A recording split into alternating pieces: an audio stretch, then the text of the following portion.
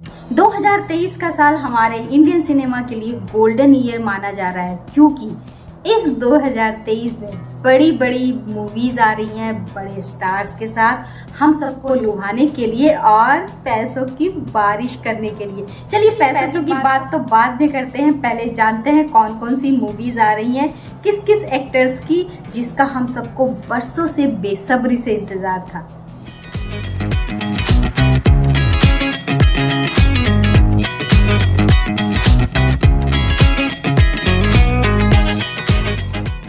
सबसे पहले बात करते हैं हमारे किंग खान यानी शाहरुख खान की, जो कि जवान फिल्म के साथ फिर से आ रहे हैं। अभी उनकी एक फिल्म पठान हिट हुई है, बहुत कमा के गई है और एक बेहतरीन टीम के साथ इस फिल्म में वो आए थे। फिल्म ने अच्छी कमाई करी क्योंकि स्टोरी भी अच्छी थी, एक्शन सीन्स भी बहुत अच्छे थे और कुल मिला के फिल्म हिट होने लायक थी तो हिट हो गई। और शाहरुख खान मुझे वैसे विलेन वाले किरदार में शुरू से ही बहुत पसंद रहे हैं, चाहे उनकी बाजीगर की बात हो, डर की बात हो, डर में उनका जो डायलॉग्स हो, बोलने के तरीके का हो या फिर उनकी एक्टिंग स्किल्स हो, सब ने बहुत ही ज़्यादा असर डाला कि नफ़रत हो जाए विलेन से, लेकिन साथ साथ प्यार भी।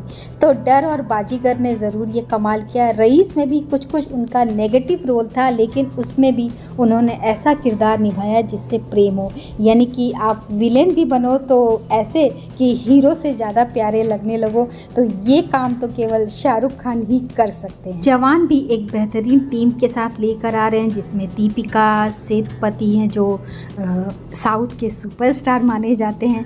अब इस फिल्म में थोड़ा सा कंफ्यूजन पैदा हो रहा है, क्या दो रोल हैं उनके, क्या स्प्लिट पर्सनालिटी है, क्योंकि वो पुलिस वाले में भी दिखते हैं और अजीब से विलेन के किरदार में भी दिखते हैं, एक साइकोपैथ की तरह दिखते हैं जो पट्टी बांधे रहता है, मुंह पे मास्क लगाए हुए हैं और मेट्रो में डांस कर रहा है। मतलब अजीब अजीब हरकतें दिखाई गई, रूमर्स भी उठ रहे हैं, अफवाहें उठ रही हैं कि कुछ फिल्मों आइडिया लेकर यानी कि नकल करके बनाई गई है। इसमें कुछ फिल्मों का नाम खास तौर से आ रहा है, अपरिचित का नाम, कि अच्छे और बुरे दोनों का आइडिया इससे लिए गया, यानी कि दो रोल का आइडिया इससे लिया गया है।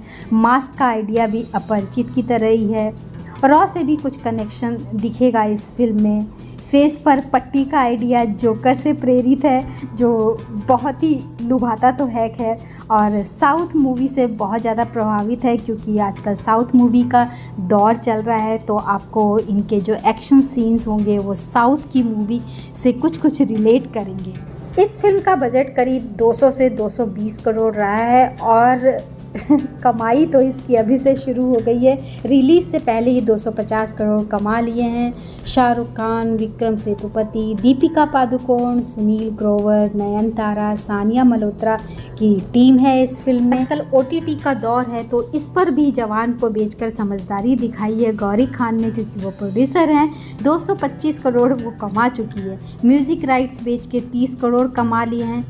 अपनी फिल्म को स्पेशल बनाना तो कोई इन तीन खान से सीखे, चाहे बात शाहरुख खान की हो, सलमान खान की हो या फिर आमिर खान की। अपनी फिल्म को ऐसा प्रमोशन देते हैं, ऐसी हाइप देते हैं कि वो तो हर लिमिट को क्रॉस कर देती है और इस बार भी यही हुआ है। शाहरुख खान ने भी यही किया है, हाइप क्रिएट करने के लिए एक नए शब्द को उन्होंने हिस्ट्री में ऐड कर दिया और वो है प्रीव्यू। हमने इससे पहले टीजर सुने, ट्रेलर सुने, मूवी तो खैर आती ही आती है, लेकिन प्रीव्यू शब्द पहली बार हमें सुनने को मिला। तो ये भी जान लेते हैं कि आखिर प्रीव्यू, ट्रेलर और मूवी इनमें क्या फ़र्क है। तो प्रीव्यू में केवल एक एडवर्टीजमेंट टाइप का होता है, यानी के बारे में एक आपको एडवर्टीजमेंट ही देखने को मिलेगा, कुछ उससे आइडिया नहीं होता मूवी के बारे में, मूवी के बहुत ज़्यादा सीन्स नहीं होते। लेकिन ट्रेलर या टीजर थोड़े से मूवी की क्लिप्स को जोड़कर उनकी एक प्रेजेंटेशन टाइप का हमें दिखाया जाता है और थोड़ा सा हमें आइडिया लेने के लिए प्रेरित किया जाता है कि मूवी में आखिर क्या हो सकता है। और एक कन्फ्यूज़न भी क्रिएट किया जाता है, यानी स्टोरी कुछ और होती है और ट्रेलर में कुछ और हमारे सामने दिखाई जाती है, ताकि हम सोच में पड़ जाएं कि अच्छा ये स्टोरी हो सकती है। लेकिन जब हम फुल मूवी देखते हैं तो सारा कन्फ्यूज़न क्लियर हो जाता है। तब हमें याद आता है अच्छा ट्रेलर में तो ऐसे दिखाया गया था और हमने ऐसा सोच लिया। इसमें भी ट्रेलर के कारण बहुत कन्फ्यूज़न पैदा कर दिया गया। क्या शाहरुख खान के 2 रोल हैं? क्या वो एक पुलिस वाले बने हैं और एक गलत आदमी यानी विलन बने हैं? क्या वो इस फिल्म में हीरो भी हैं और विलन भी हैं? क्या इस फिल्म में वो एक साइको का किरदार निभा रहे जो थोड़ा सा पागल है? क्योंकि जिस तरह से उनका बार्ड लुक दिखाया गया है, जिस तरह से मेट्रो में उन्हें एक कॉमेडी वाला डांस या फन सीन करते हुए दिखाया गया है, उससे कुछ लग रहा है कि थोड़ा सा मानसिक रूप से खिसके हुए से हैं। अब यही तो बात होती है कि दिखाते कुछ और हैं और होता कुछ और है। क्या 2 रोल के बजाय स्प्लिट पर्सनालिटी है, यानी कि वो दिन में कोई और रहते हैं और रात में कोई और रहते हैं? क्या नींद में चलने की उन्हें बीमारी है या नींद में चल के वो कोई और किरदार निभा रहे हैं? तो बहुत कुछ कन्फ्यूज़न है और ये सारा कन्फ्यूज़न दूर होगा जब फिल्म रिलीज़ होगी। और रिलीज़ की डेट जो बार बार बदलती आ रही है, कभी 2 जून को आने वाली थी, फिर 25 अगस्त को आने वाली हुई, अब बात हो रही है 7 सितंबर को आने की। तो फाइनली उम्मीद है कि 7 सितंबर को तो रिलीज़ हो ही जानी चाहिए, डेट नहीं बदलनी चाहिए। क्योंकि इस डेट को आने का एक फ़ायदा जवान को और मिलेगा कि इस डेट के आसपास कोई भी दूसरी बड़ी मूवी रिलीज़ नहीं हो रही है, तो इसका पूरा फ़ायदा जवान को मिलेगा। और शायद शाहरुख खान यही सोचकर इस डेट को रिलीज़ कर रहे हैं, तो पहले की डेट इसीलिए चेंज की गई है शायद। तो ट्रेलर और मूवी हमने सुना, लेकिन प्रीव्यू पहली बार सुना भी, देखा भी। और क्योंकि ये पैन इंडिया लेवल पर आने वाली पहली मूवी है, तो जाहिर सी बात है कुछ नया तो होना ही था, तो वो नया यही है। अब बात करते हैं हमारे दूसरे एक्टर की जो हमें बहुत ज़्यादा पसंद है। उनकी मूवी में क्या खास बात है? क्या उनकी मूवी कुछ विवादास्पद हो सकती है? क्या उस मूवी को हम देख पाएंगे उसके ओरिजिनल रूप में, या हमें थोड़े से चेंजेस के साथ देखना पड़ेगा? चलिए जानते हैं।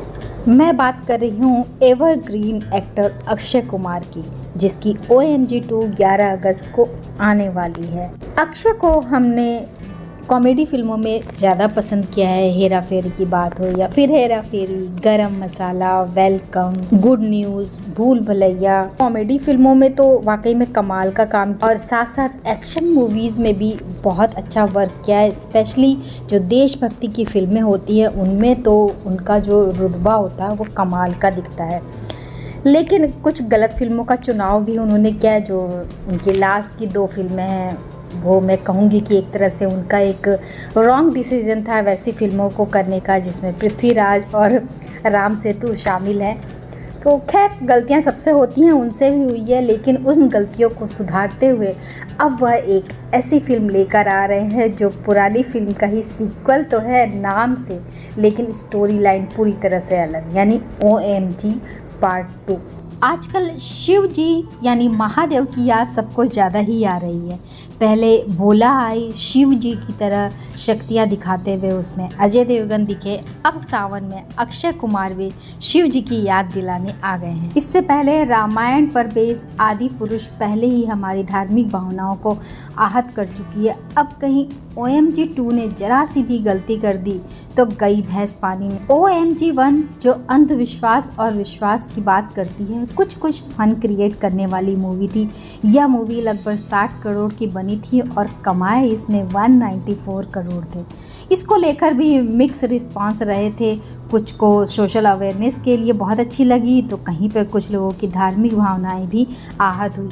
क्या आपको मालूम है दुबई में इसको बैन किया गया था, तो थोड़ा सा पैसों का लॉस भी झेलना पड़ा था। 150 करोड़ में बनी पार्ट 2 का कनेक्शन पार्ट 1 से बस केवल नाम का ही है। कास्ट बिल्कुल अलग है, परेश रावल नहीं है, जो होते तो और ज़्यादा मज़ा आता। खैर पंकज त्रिपाठी हैं तो एक्टिंग तो लाजवाब देखने को मिलेगी। यामिनी गौतम भी हैं और भगवान राम यानी कि अरुण गोविल भी हैं। अब ये अफवाह है कि वो राम का रोल ही इसमें निभाएंगे, यानी शिव और राम का कुछ कनेक्शन दिखाया जाएगा, या वो किसी और रोल में है, ये तो फिल्म देखने पर ही पता चलेगा। OMG 1 तो सफल रही थी क्योंकि उसने लेसन भी दिया था सोसाइटी के लिए। आई होप कि 2 भी कुछ कमाल करे, आदि पुरुष की तरह धार्मिक भावनाओं को आहत न करे, वरना सावन में आग लगेगी तो सब भस्म हो जाएगा। महादेव का गुस्सा तो वैसे भी तांडव ही मचाता है। वाराणसी और उज्जैन में फिल्माया गया है। गजोधर पंडित यानी पंकज त्रिपाठी एक फैमिली मैन है जो कि बहुत बड़े शिव भक्त हैं, और एक भक्त का विश्वास जब टूटता है तो किस तरह से उसका भरोसा भगवान से भी उठ जाता है, और आखिर में भगवान शिव अपना असली रूप दिखाते हैं और गजोधर की आस्था फिर से शिव पर हो जाती है। फिल्म में अक्षय का शिव का नीलकंठधारी रूप धरना और नंदी का शिव के पीछे पीछे चलना वाकई में दिल को छू लेता है। और इसके साथ ही कुछ बातें ये भी सुनने में आ रही है कि जिस तरह से आदि पुरुष धार्मिक भावनाओं को आहत किया है, तो अब कुछ कैंची अक्षय कुमार की फिल्म पर भी चल रही है। तो हो सकता है OMG 2 का उसकी रिलीज डेट टल जाए, हो सकता है हमें वो कुछ सीन कट करके देखने को मिले। गॉड नोज, OMG ही जाने कि अब हमें OMG 2 कब देखने को मिलेगी, क्योंकि अगर कुछ बदलाव हुआ तो उसमें समय तो लगेगा फिर से आने में। अब अपने भोले भाले सीधे साधे पंजाबी मुंडे सनी पाजी की बात कर लेते हैं। वो भी अपनी मूवी के साथ कम बैक कर रहे हैं, क्योंकि जब पुराने 2 एक्टर्स कम बैक कर रहे हैं तो वो क्यों नहीं कर सकते। तो अपनी पुरानी खासियत के साथ, यानी कि रौबदार आवाज़, वो चीख कर लोगों को अपनी बात मनवाने का अंदाज, वो देशभक्ति की भावना कूट कूट कर अपने डायलॉग्स में लोगों तक पहुंचाने की जो उनकी कोशिश होती है, उसके बारे में फिल्म लेकर आ रहे हैं सनी पाजी। तो चलिए बात करते हैं उनकी फिल्मों में क्या खास बात है।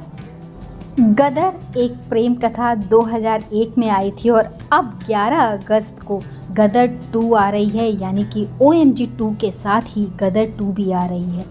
गदर 1 के फ़ैन और सनी देओल के फ़ैन, इन दोनों को ही इस फिल्म का बहुत समय से इंतज़ार था। प्रमोशन नहीं किया गया है, 22 साल बाद पार्ट 2 आ रही है, तो प्रमोशन थोड़ा होना चाहिए था। और इसमें भी पाकिस्तान के ख़िलाफ़ ही इस मूवी को बनाया गया है, बहुत सी चीज़ें पाकिस्तान के ख़िलाफ़ दी गई हैं। तो पाकिस्तान में बहुत हो हल्ला मचा हुआ है इस फिल्म को लेकर। पाकिस्तान का दामाद आ गया, पहले बेटी ले गया था और अब पाकिस्तान को ही ले जाएगा, ये डायलॉग बहुत गूंज रहा है।